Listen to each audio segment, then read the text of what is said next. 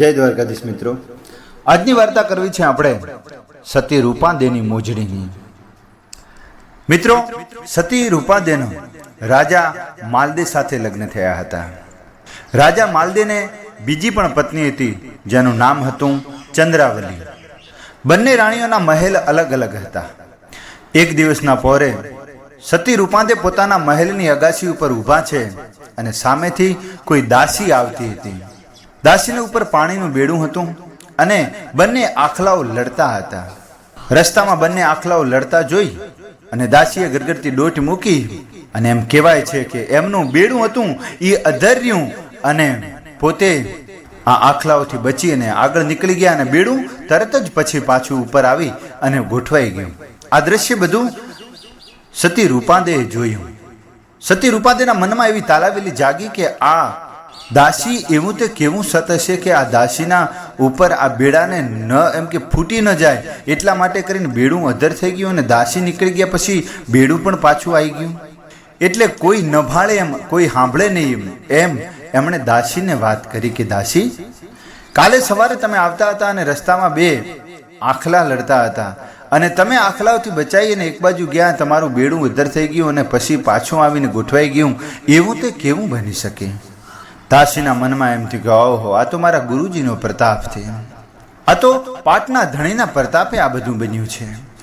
એટલે દાસીએ સતી રૂપાદેને કીધું કે સતી, આ તો મારા ધર્મની મારા ગુરુએ લાજ રાખી છે. રૂપાદેએ પેલી દાસીને કીધું કે દાસી, મને પણ આ ધર્મ બતાય, મારે પણ આ ધર્મ પાળવો છે. દાસી કે રાણી, આપ તો મહારાણી છો, તમે આ ધર્મ ન પાળી શકો, કારણ કે આમાં ઊંચ નીચ તવંગર કોઈ આમાં હોવું જ ના જોઈએ. બધા સરખા પાટમાં એક સાથે બેસી અને ભજન કરીએ છીએ. અહીંયા તમે ન આવી શકો, આપ તો રાજરાણી છો. અને અમે જેમના ઘરે આ પાટ મંડાવે છે એમના ઘરે જઈએ તો એ અમારા ગુરુ છે ઉગમસિંહ, અને ઉગમસિંહ મેઘધારવાના ઘરે પણ આવે તો અમારે ત્યાં પણ જવું પડે. મેઘધારવાજી જાતના મેઘવાળ છે. તમે આ જાતિ ભાતિના વાડામાંથી નહીં નીકળી શકો, કારણ કે આપ તો મહારાણી છો, રાજરાણી છો, આપના રિવાજો અલગ છે મહારાણી. રૂપાદેએ કીધું કે મારે આ ધર્મ, મારે આ ગુરુ કરવા છે અને તમે ગમે તે કરી અને મને ગુરુને મેળવી આપો. મારે આ ધર્મ જ પાળવો છે, આ મહાધર્મની અંદર મારે પણ આવવું છે. દાસીએ કહ્યું કે રાણી, તો પછી કાલે તૈયાર થઈ જાઓ અને ગુરુ ઉગમસિંહ મેઘધારવાના ઘરે આવવાના છે, એમનો પાટ મંડાવવાનો છે એમના ઘરે, અને પાટના દર્શન કરવા તમે પણ પધારજો. બીજો દિવસ થયો છે, સાંજ પડી છે અને મેઘધારવાજીના ઘરે પાટ મંડાયો છે. ગુરુ ઉગમસિંહ પણ એમાં બિરાજમાન હતા અને આ દાસી અને રાણી રૂપાદે બે કોઈ ન ભાળે એમ ગુરુજીના દર્શન કરવા માટે જવા લાગ્યા છે. દાસીએ ગુરુ ઉગમસિંહને કહ્યું કે ગુરુ મહારાજ, આ રૂપાદે છે એ રાણી છે આપણા રાજના, અને એમને તમે ગુરુ બોધપાઠ આપો. ગુરુ ઉગમસિંહ જ્ઞાની હતા. એ રૂપાદેને જોઈને જ એમના મનની અંદર એવું થઈ ગયું હતું કે આ ધર્મની અંદર પારંગત થશે, અને એમણે ગુરુ બોધપાઠ આપી દીધો. પછી તો એમ કહેવાય છે કે રાણી રૂપાદે જ્યાં પાઠ હોય ત્યાં જવા લાગ્યા છે અને ભક્તિમાં લીન બની ગયા છે. ભજનો ગાવે છે. કેવા ભજનો?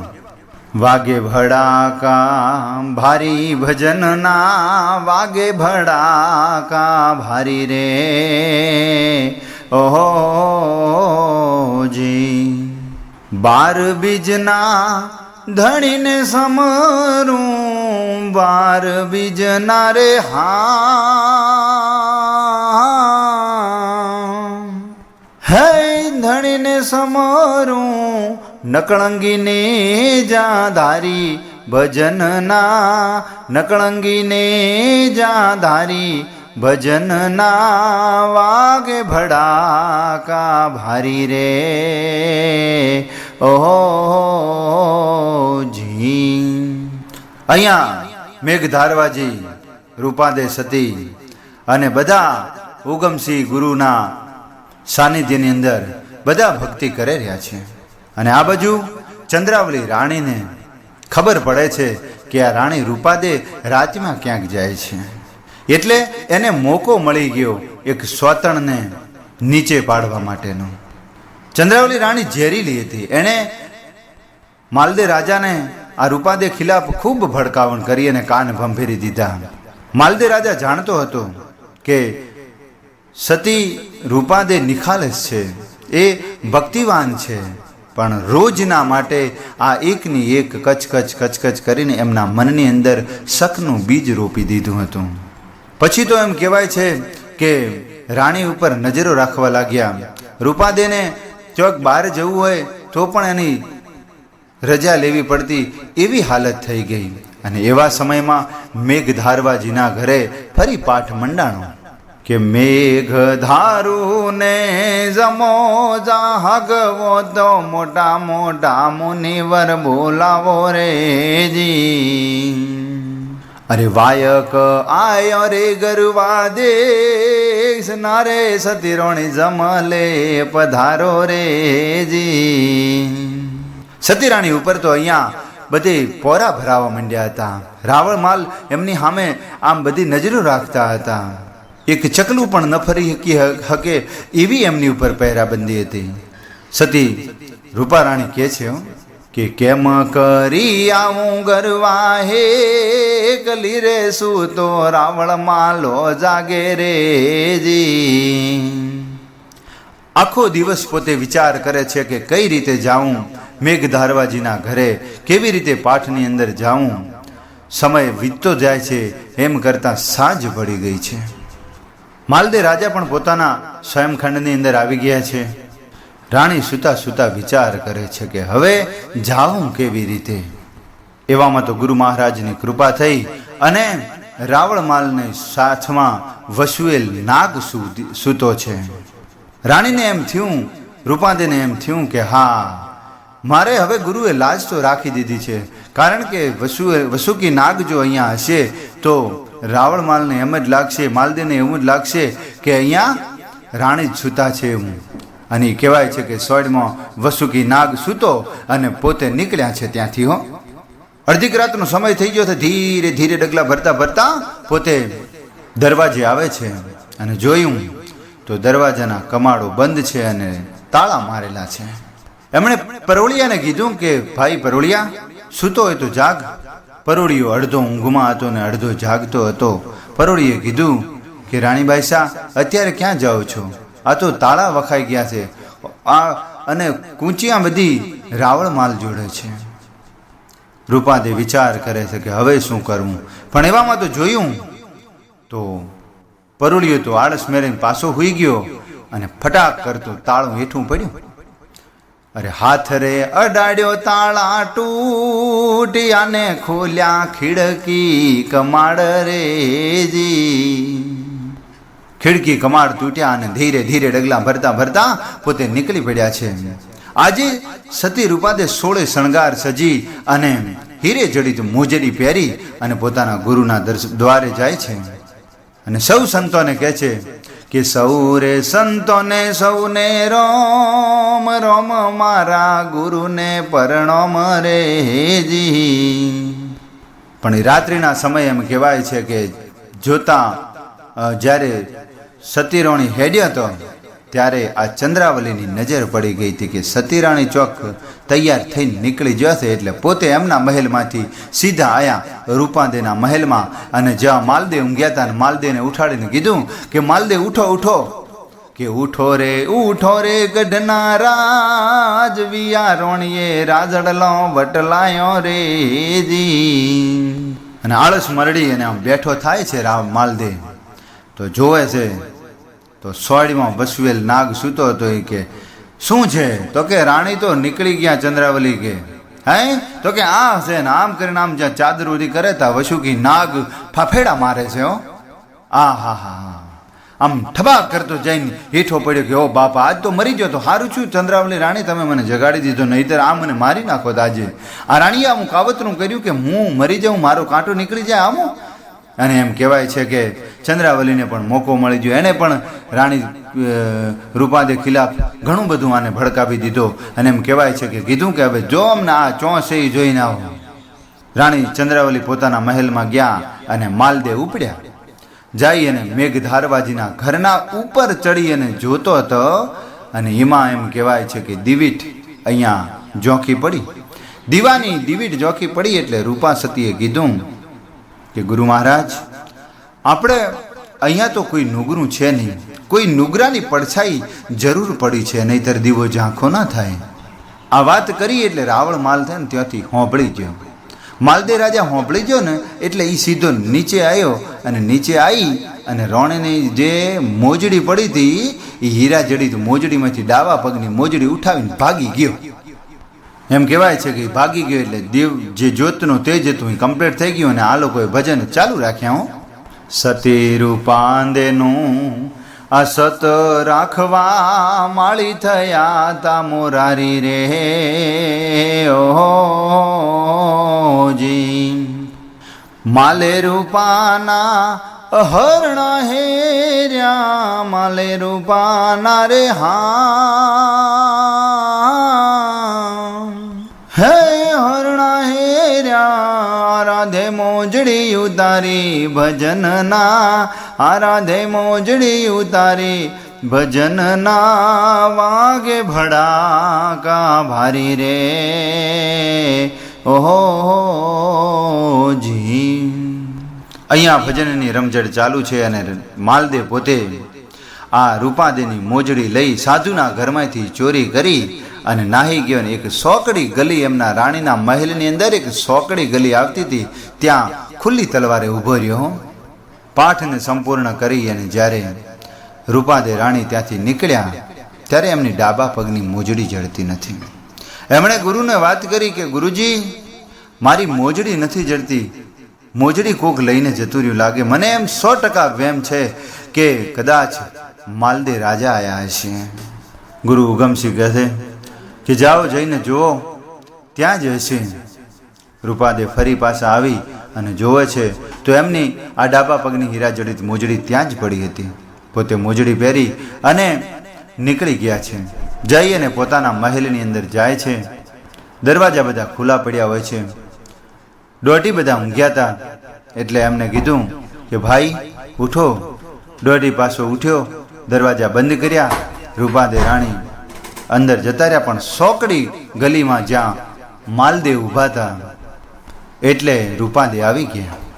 માલદેવ રાજાએ સવાલ કર્યો, રાણી અત્યારે સજી જજીને ક્યાં ગયા હતા અને એ આવા અડધી રાત્રે? રાણી બોલ્યા કે હું મેઘધારવાજીના ઘરે ગઈ હતી, ભજન હતા, પાઠ મંડાયો હતો ગુરુ નામનો. પણ કે હું તમારી મોજડી લઈને આવ્યો હતો ને, આ મોજડી તો તમારા પગમાં છે, એ કેવી રીતે બન્યું? આમ કરીને આમ જ્યાં હંતાડી હતી ત્યાં બગલમાં મોજડી જોયું હતું, ત્યાં તો બોબલાઈ થઈ ગઈ હતી એમને. પણ માલદેવને હજી સુધી એનું સત નથી દેખાતું એટલે એ માલદેવ એમની ઉપર ક્રોધિત થાય છે અને તલવારની ટીસી એમ કહેવાય છે કે તલવાર ખેંચે છે તે ત્યાં તો નદી આડી આવી જાય છે. પાણી જળ જળ જળ જળ ભળવા માંડે છે. ઓહો, માલદેવને એમ થયું કે આ તો એનો ગુરુનો પ્રતાપ છે. માલદેવને એમ થયું, માલદેવે કીધું કે રૂપાદે, આ તમારા ગુરુના આવો પ્રતાપ, આ ધર્મ આવો છે? તો કે ધર્મ તો આ ખાંડા કેરી ધાર છે રાવળમાલ, પણ તમે સાધુના ઘરમાં ચોરી ન કરાય.